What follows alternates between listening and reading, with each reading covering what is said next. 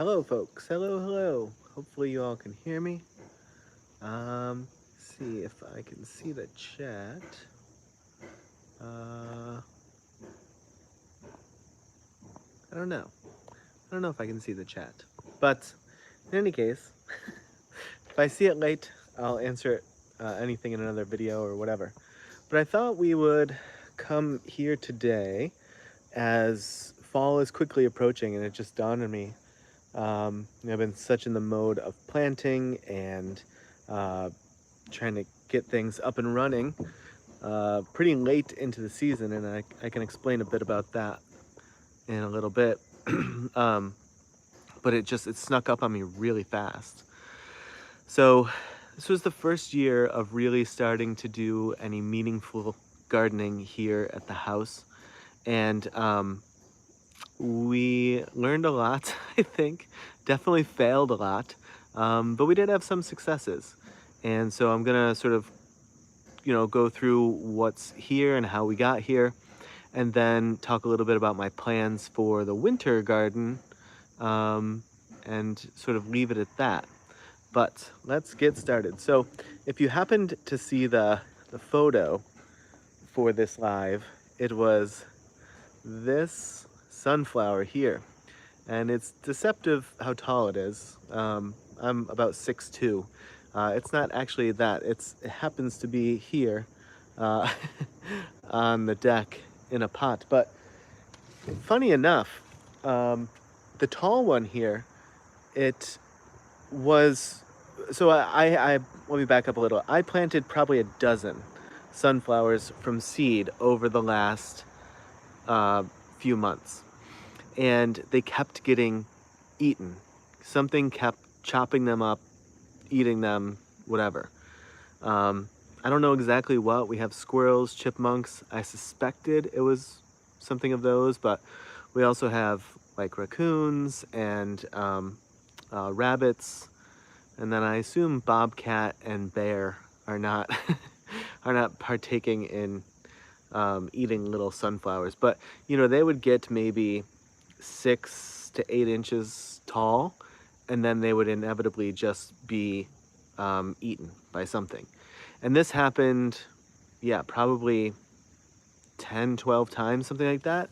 And so finally I got this tall one going in this pot, and then it got eaten.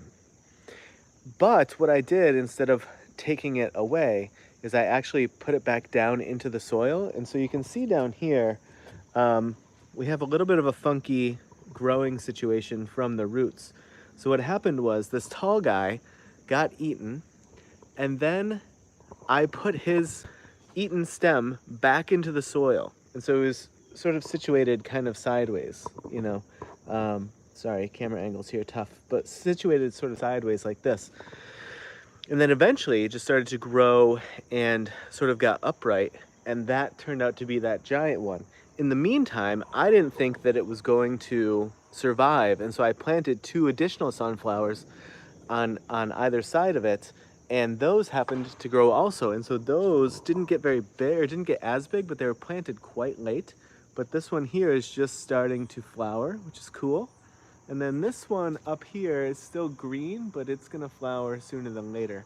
And yeah, so everything got off to a very late start as far as the sunflowers go, and that's why they, like I said, like a dozen or so got eaten, and then I finally got a couple to grow, and then we ended up with 3 in this one pot. So I'm surprised they're sharing the space that well. So, and did just fine. Same thing with the rosemary over here, still doing tremendously well. Yeah, it's great. And then the basil, I had also a little bit of a tough time getting going this year. So this basil I grew just this year from seed, and I got it started in a little itty bitty pots. I probably started it in these cans. Obviously I had pretty good luck starting things in old soup cans, old bean cans, like those just sort of like I don't know what they are, aluminum, I guess, cans, starting some stuff in there and then transplanting them. And so the basil was one of them, and then it just sort of, I gave it some room in this bigger space, and it just kind of took off. And so it's been just vibrant ever since, and way more than we could really. So saying I keep having connection issues, which I'm not sure why. Okay, hopefully we're back. I don't know what the connection issue is, but this is an herb mix. Lemon balm is the predominant guy in here, but there's chamomile as well. I would have to go back and look and see what they are, but these all came from seed. Most of this stuff came from seed. This dill, actually, this is a good example. This dill did tremendously well in this just metal can. I planted this late and just sort of figured I would see what happened. And we've been using that dill for now. A bunch of the kale, like whatever this kale is, like this Russian kale or whatever it is, it kept getting eaten. Like a lot of them like end up looking like this, and so something's just devouring them. Luckily, when the dinosaur kale is coming up, it's not having that experience, and so I'm trying to basically just let whatever's so interested in eating all of the Russian kale go for it, and then hoping that we at least get some dinosaur kale that survives. So maybe I'll think about dealing with that, next year or another year to figure out what's eating them and how. I've been pulling out slugs as I find them, and beetles and stuff. We definitely get a lot of beetles around here, but I haven't found any in them. But I mean, they they get chopped up so crazy. Like this here was a Russian kale, and it just got completely devoured. So it goes. This is a mix of attractant flowers, again from seed, and this was growing just in one of these little cans, and then I transplanted it into here. This is also the same thing, just in younger form. I have this little red leaf here, red leaf lettuce, that has taken a long time to get going. It's been in there for a very long time. This was planted at the same time, and then this one actually started to just suddenly kind of grow.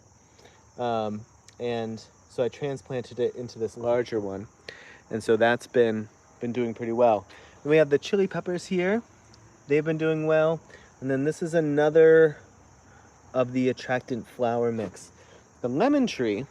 So the lemon tree, where are we here? Sorry, the camera is a struggle for me. The lemon tree here, I transplanted. It used to be in this little pot, and it just seemed like it could use more space. And so it gave us 2 lemons this summer. It's the first summer that we've had it, but it did give us 2 lemons. And then I transplanted into here, and so far it seems to be surviving the transplant. So hopefully that's the case. And I can keep going with the lemon tree. I mean, I use probably a lemon every other day, like a full lemon every other day. And so I could use it to really start being fruitful, but we'll see. But I'll bring it inside for the winter, obviously, and hope that it can kind of keep going and growing with the grow lamp. And cucumber, you can actually see a little cucumber that's coming along right now. You see right here? Sorry, I'm having such a hard time with the angle. Cucumber. So, cucumbers started to grow. I had a hard time getting them going at first, and then realized they just weren't working out well direct planting into the ground, which is how it said to do it. But I got them going in the little like aluminum cans that I showed you before, transplanted them, and then they did great. And so you'll see in the other garden, that cucumber plant got enormous, and I've taken 2 full-size cucumbers off of it. This one, I just put this, this is actually for tomato plants, but I thought it needed something to climb, and I think that was the right instinct. And so now it started to climb, starting to produce one. And so I think that that's the way to go. So that's going to be my lesson. Get that in there sooner than later next year. And then down here we have pea, which just produced a couple of peas, but I mean, it's quite a long, sprawling plant. So, you know, maybe over the course of some time, we can get it yielding a bit more. But there's literally only a couple of peas. You see one here that I'll pick soon. But they are pretty few and far between. What did the best this year were beans. So green beans were very abundant. Dozens and dozens and dozens. So like here's one here. But I only had a few bean plants come up, and they're still producing quite a good amount. And so I'll just, you know, I'm sure obviously when the frost comes, I don't know exactly when that'll be, but that'll kill them off for sure. But I'm gonna probably continue to plant the green beans in the winter indoors, just because again, they did so well. They definitely did the best of anything this summer, and they required just very little maintenance, which was nice. I have another cucumber plant over here. See, this guy's coming as well. We'll see if he makes it in time. And then there's one down here as well. So actually putting on something for them to climb, like these tomato halo things, was actually, seems to be making quite a big difference. Either that or it just happens to be the right timing where it was going to produce anyway. But there was like nothing all summer, and then all of a sudden I get these, it climbs it, and then it starts to do quite well. So there's that. Actually, let me see if I can just flip this back and forth. Hopefully that works. This will be much better. So these are actually carrots, which probably will end up to be pretty small, but some came up. I had a really hard time getting those to come up as well. So not quite sure what the deal is with that. But we'll see. We'll try again next year. And then these, I have a bunch of corn here, which is very short. Right, we're probably 2.5 feet tall at this point. Potentially because I planted them late, / the soil is just not enriched well enough yet. But they are trying. Like, you see this guy is starting to get his ear going here. Sorry, let me get you a better angle.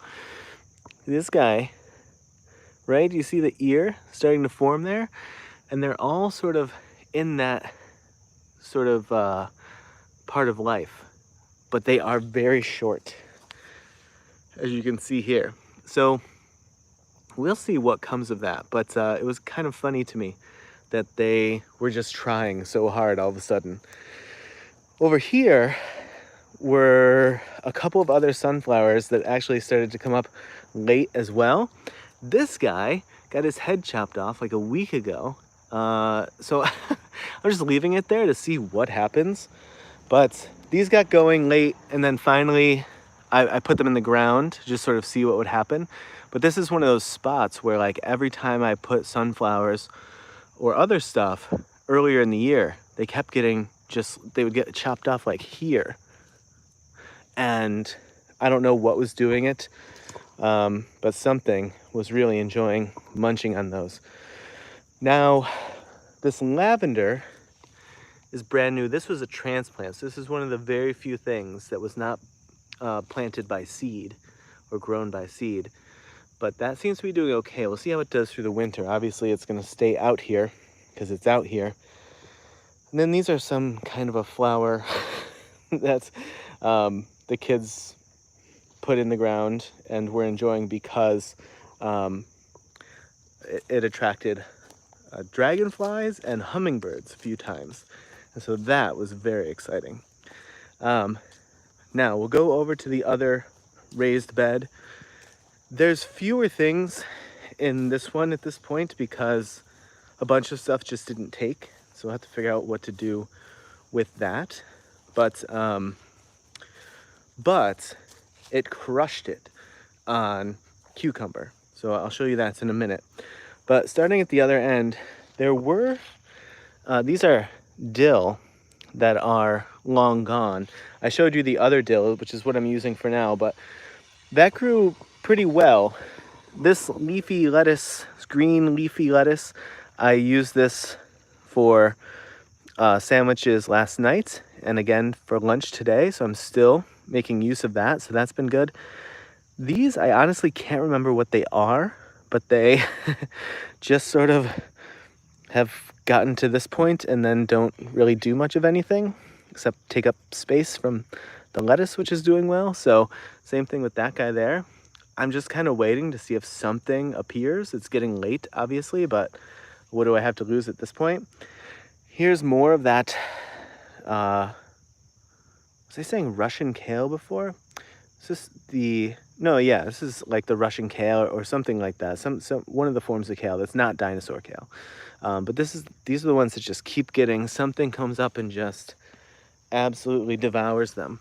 And again, like, as I've found slugs, I've been taking out slugs. I found a really fat one who had, you know, had a field day. Obviously, I mean, look at this thing. It's crazy. You know, but this was one. So I got a few leaves off of it earlier in the year, but predominantly they just got devoured. Over here were where I had my bunching onions, but I've since eaten them all. They did relatively well. They didn't produce much of a bulb, but the stems grew quite well and were quite tasty. Now this is my monster. So this cucumber plant, these were planted later than the ones in the other bed that I had shown you. But I guess because of the placement, you know, whatever it is about this spot, it really liked the amount of sun and shade or whatever that it got, and it just went nuts. So there's one here and there's one here. And out of it, we've gotten this just like enormous thing. So I put this in here relatively late, like I said, so it's been climbing it, and you see it's producing one here.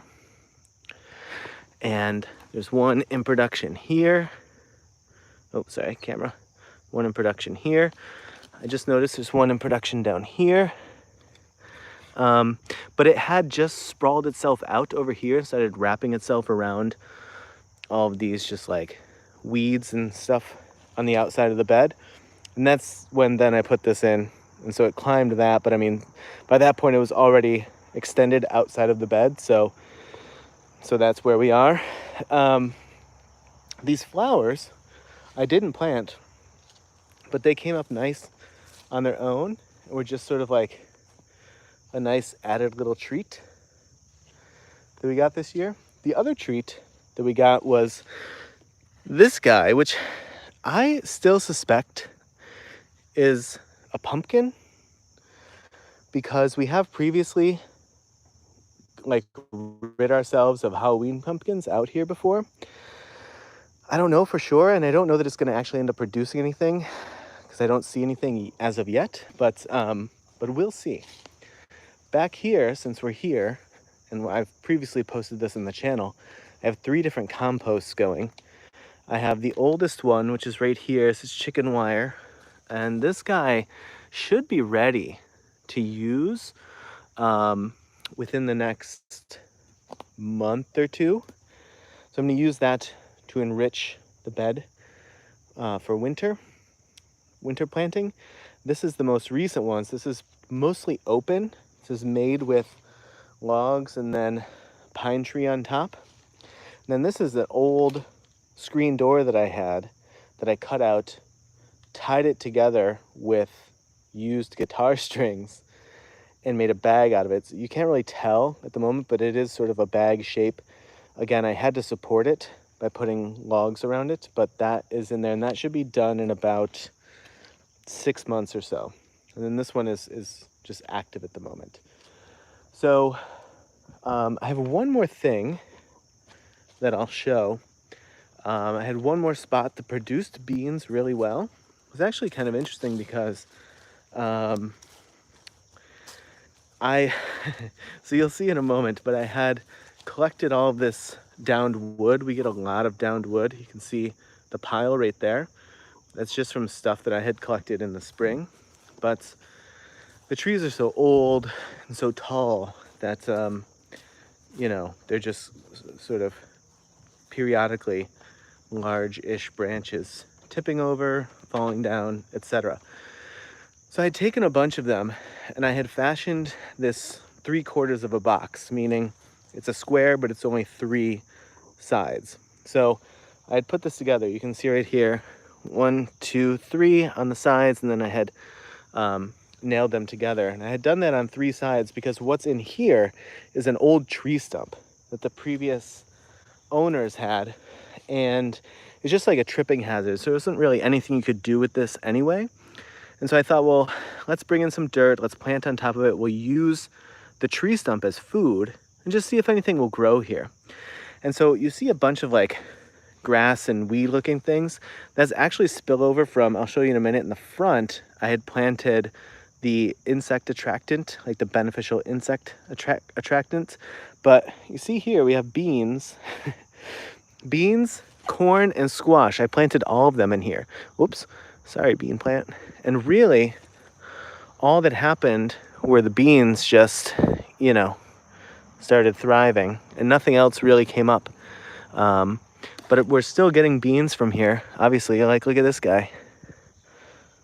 Hold on, let me just pick this. So we're still getting beans like this from here. And this, I actually didn't water or anything. So this I just left completely to its own devices. And it did really well. We had a cool mushroom down there. I don't know if you can see it. But yeah, we just picked last weekend a bunch of beans from here. But here's the pot where I had put in. This is where this beneficial attractant, and I had also planted it all around, because what happened is I made this box and then I thought, ooh, I thought this was going to look more rustic and cool. And it just didn't. It just looked kind of crappy. And so then I thought, well, let me plant flowers around it and try to sort of conceal the box. And so that's how this came to be like this. But this is all like, it doesn't look like it, but it's all intentionally grown stuff from seed.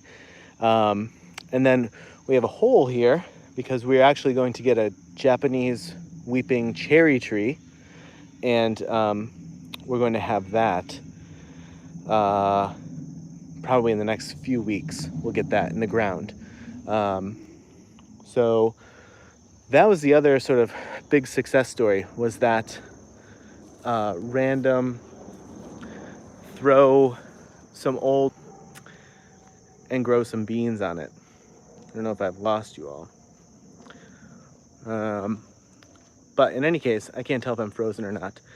But that was a surprising success, was the beans, but also that they sprouted up and grew pretty well in that spot where I had concocted that box. So if you can see and hear me, I don't know, but if you can, to finish up here, this winter, my plan is for the outside garden, the plan is to plant peas and oats. So I'm trying to regenerate the soil to the best degree that I can.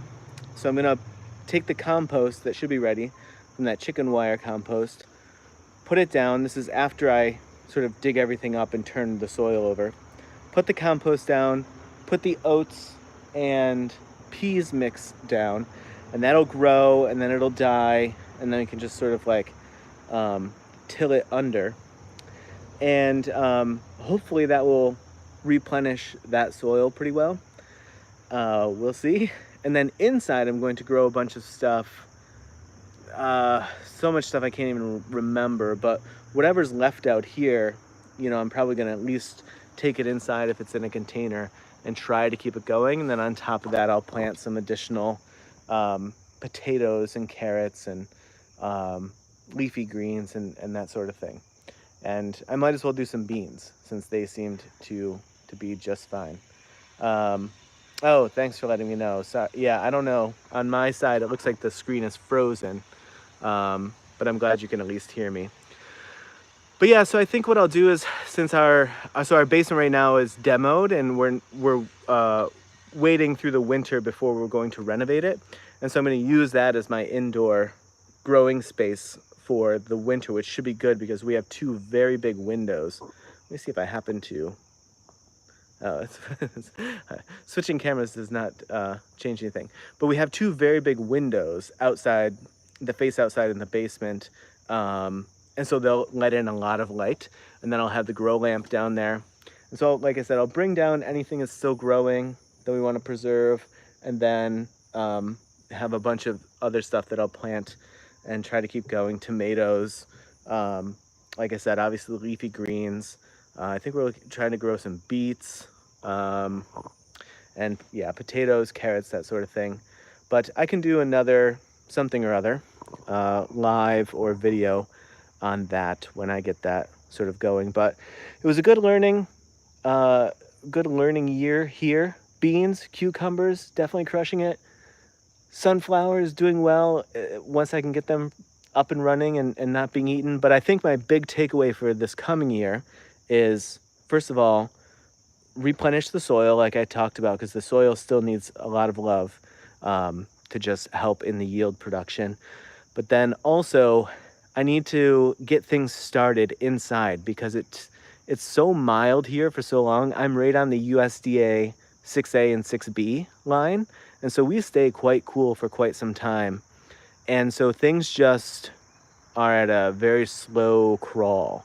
And so they stay very small for a very long time, which makes it hard if they're in the ground for them to not get just sort of eaten or overtaken. And then if they are in containers, they just take up a lot of containers until you can like move them along. So my hope is I'll get things going in like February that I want to transplant in the spring, and I'll get them going inside, and then they'll be of transplant worthy size like pretty early in the season. I can get them in the ground, and then that will free up those containers to start my second round of stuff that I'll transplant for like mid to late summer growing.